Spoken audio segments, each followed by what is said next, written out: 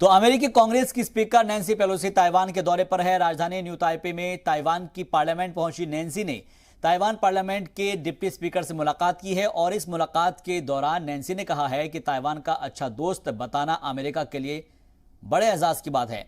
Nancy ने कहा कि हमारा ये दौरा इंसानी हुकूक, तिजारत और हिफाजत को लेकर है। साथ ही उन्होंने कहा है कि हम ताइवान की बात सुनने और उनसे सीखने के लिए आए हैं। नैन्सी ने और क्या कहा, आप खुद सुनिए।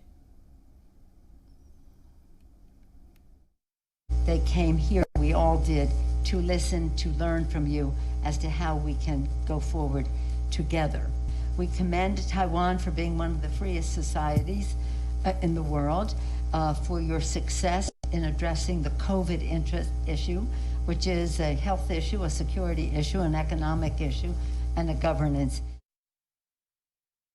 So now we look forward to our conversation about how we can work together, learning from you and sharing some thoughts ourselves on how to protect the planet from the climate crisis. We thank you for your leadership. We want the world to recognize that. But our visit was about human rights, was about unfair trade practices, and it was about security issue.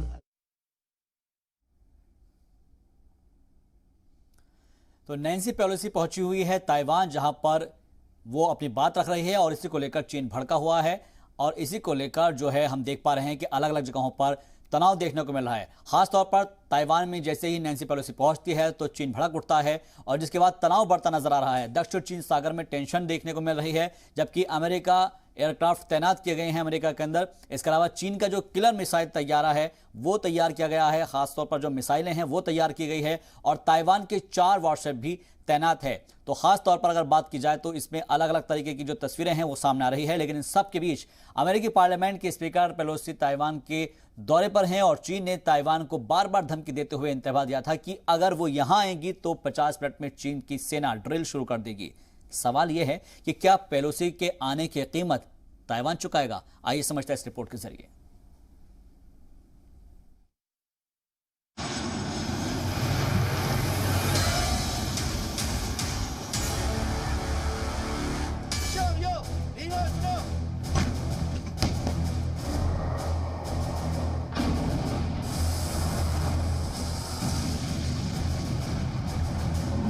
Pelosi पहुंची Taiwan, भड़का चीन।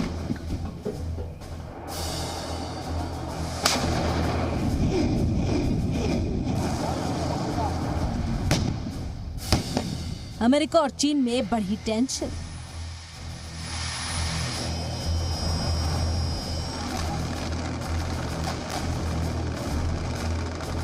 चीन की Taiwan से टक्कर तय।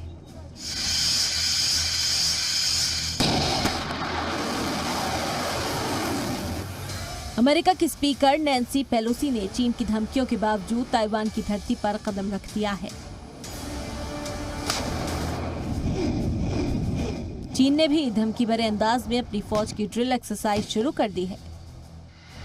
चीन के 21 मिलिट्री एयरक्राफ्ट थाईलैंड के air defence identification zone ADIZ में पहुंच गए हैं। ग्लोबल टाइम्स के मुताबिक J-20 स्टील फाइटर जेट ने ताइवान को घेरने का काम शुरू कर दिया है। बस इंतजार है एक हुक्म का और हुक्म मिलते ही चीनी फौज फुल एक्शन मोड में आ जाएगी। चीन ने धमकी दी थी कि अगर पेलोसी ताइवान की जमीन पर पहुंचेंगी तो चीन 50 मिनट के अंदर ही ताइवान के आसपास सैन्य ड्रिल शुरू कर देगा, जिसके बाद कुछ भी मुमकिन है, यानी चीन के निशाने पर सीधे सीधे ताइवान होगा। चीन ने CCTV के जरिए भी अपना एतराज जताया है।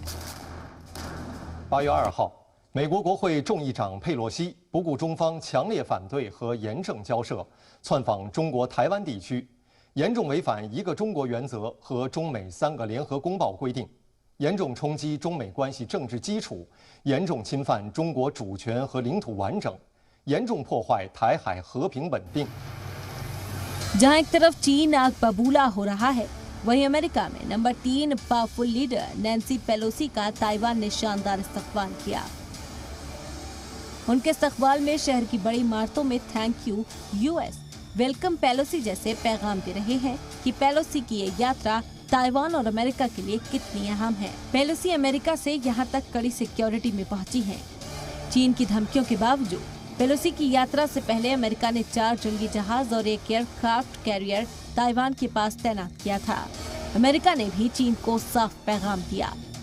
I think the view of a number of senators is that we should close ranks now and not let the Chinese Communist Party try to drive wedges between American elected officials or the White House on whether or not she should be there. She's there. We're supporting the trip and we're closing ranks behind her. आपको बता दें कि Nancy Pelosi के दौरे के लिए America ने अपने 13 एयरक्राफ्ट ताइवान की तरफ रवाना किए। इन तैयारों ने पेलोसी के तैयारे को एस्कॉर्ट किया। इन तैयारों ने जापान से उड़ान भरी है, जिसमें 8 फाइटर जेट जबकि 5 टैंकर एयरक्राफ्ट शामिल हैं।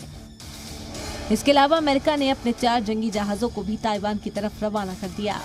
इस बीच चीन के वजीर खारजा वांग यी ने धमकी दी है कि नैन्सी पेलोसी 140 करोड़ लोगों को अपना दुश्मन बना रही हैं। यही नहीं, ताइवान के मुद्दे पर रूस भी खुलकर चीन के साथ आ चुका है। रूस ने पेलोसी के ताइवान दौरे को भड़काने वाला करार दिया। Мы исходим из того, что существует только один Китай.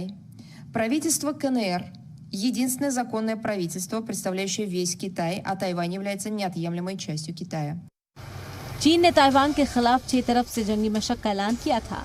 चीन का मकसद ताइवान को डरा धमका कर रखना है, जबकि अमेरिका बार बार डेमोक्रेसी कायम करने की बात कर रहा है। लेकिन ताइवान फौजी ताकत के मुकाबले चीन के आगे नहीं टिकता है। किस में कितना है दम? चीन और ताइवान। चीन की फौज 9,65,000, ताइवान की फौज 94,000, नेवी 2,60,000, ताइवान की नेवी 40,000, एयरफोर्स 3,95,000, ताइवान की एयरफोर्स 35,000। चाइना के पास टैंक 5400, वहीं ताइवान के टैंक 650। चाइना के एयरक्राफ्ट 3,227, ताइवान के एयरक्राफ्ट 504। चाइना के पास सबमरीन 59, तो ताइवान के पास 4। ताइवान और चीन के बीच 36 का आंकड़ा बेहद पुराना है। चीन ताइवान को अपना प्रांत मानता है, वहीं ताइवान खुद को आजाद मुल्क बताता है। ताइवान की अपनी चुनी हुई हुकूमत है। ब्यूरो रिपोर्ट, जी मीडिया।